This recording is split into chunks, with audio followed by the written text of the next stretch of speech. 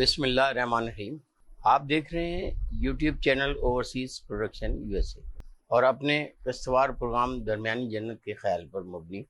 کہانی کی 10ویں قسط کے ساتھ کراچی سے میں ہوں جبار میں ہوں۔ نئے دیکھنے والوں کے لیے مختصراً عرض ہے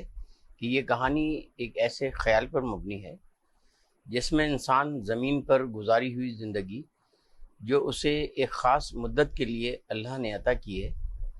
اور اسی میں اس کا امتحان بھی ہے، جب یہ اس میں پاس یا فیل ہو کر اپنی ہمیشہ رہنے والی زندگی میں پہنچتا ہے تو اس کو وہاں جزا یا سزا کا سامنا ہوتا ہے۔ اور اس کہانی میں صرف درمیانی جنت اور اس کے درجات کا احوال بیان کیا جا رہا ہے، جبکہ اس خیال کے مطابق بے شمار جنت کے درجات ہیں۔ پچھلی قسط میں آپ سن رہے تھے بھٹو اور پرویز مشرف کو لجتے ہوئے، آخر میں وہاں سید ابوالعلا مودودی اور قائد اعظم محمد علی جناح آ جاتے ہیں اور پھر وہاں موجود سب لوگ خواہش کرتے ہیں کہ آج اپنے درمیان عمران خان کو بلوایا جائے، اور ٹائم مشین کے فارمولے کے تحت ان کی خواہش پر عمران خان ان کے درمیان پہنچ جاتا ہے۔ اس درمیانی جنت میں موجود شخصیات کا کسی بھی خواہش کے دل میں پیدا ہوتی ہی پورا ہونا یہاں کی حکمت عملی اور انعام ہے۔ بھٹو غصے میں ضیاء الحق سے کہہ رہے ہیں کہ آپ نے مجھے پھانسی پر چڑھایا، اور ضیاء الحق مسکراتے ہوئے بڑے تحمل سے کہتے ہیں کہ بھٹو صاحب، اگر مجھے دوبارہ 100 زندگیاں بھی ملی تو اس میں بھی میں آپ کو پھانسی پر لٹکاؤں گا، چونکہ آج عمران خان تک کے دور میں ملک کا یہ حال سیاستدانوں کے کرتوتوں کی وجہ سے ہے۔ اور بھٹو صاحب، آپ تو بہت اچھی طرح جانتے ہیں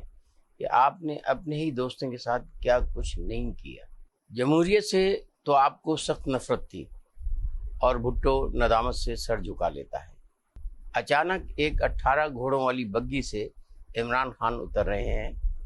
جبکہ اسی بگی میں بے نظیر بھٹو بیٹھی ہیں جو کسی اور تقریب میں شرکت کرنے کہیں اور جا رہی ہیں۔ عمران خان کے ہاتھ میں ایک سادہ سی ڈائری ہے، اور سب سے مصافحہ کرتے ہوئے عمران ان کے سوالوں کا سامنا کرنا شروع کر دیتا ہے۔ قائد اعظم کہتے ہیں کہ میرے دور میں انسان سادہ تھا، زمانے نے اتنی ترقی نہیں کی تھی، خواہشات محدود تھیں اور دولت کی ہوس سے انسان آزاد تھا، شاید اس لیے میری باتوں کو آنکھیں بند کر کے مان لیتا تھا، اور اپنا سب کچھ چھوڑ چھاڑ کر ہندوستان سے پاکستان ہجرت کر بیٹھا۔ کسی نظم کے وہ چند اشعار سناتے ہیں۔ عزت کہیں لٹتی تھی، بچے کہیں کٹتے تھے، اور تو نے پکارا تھا ہم آگے ہی بڑھتے تھے۔ ہم چھوڑ کے آئے تھے باغ اور حویلی کو، ساون سا ساون تھا جو ہم مناتے تھے۔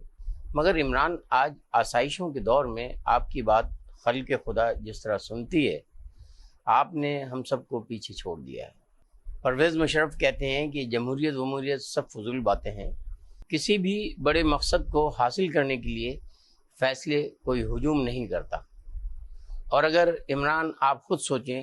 کہ ورلڈ کپ جیتنے کے لیے آپ نے فوجی کی طرح انضمام الحق کو صرف آرڈر دیا تھا کہ بخار کو چھوڑو، کل میدان میں اترو، اور عمران مسکراتے ہوئے اتفاق کرتا ہے۔ ملتے ہیں اگلی قسط میں، جہاں عمران ان کے سامنے اپنے آپ کو طفل مکتب کہتے ہوئے گویا ہے اور آج کے تعلیم یافتہ نوجوان اور جوہلا کا موازنہ کر رہا ہے، اور ان جوہلا میں بڑی بڑی یونیورسٹی کے فارغ التحصیل بھی ہیں۔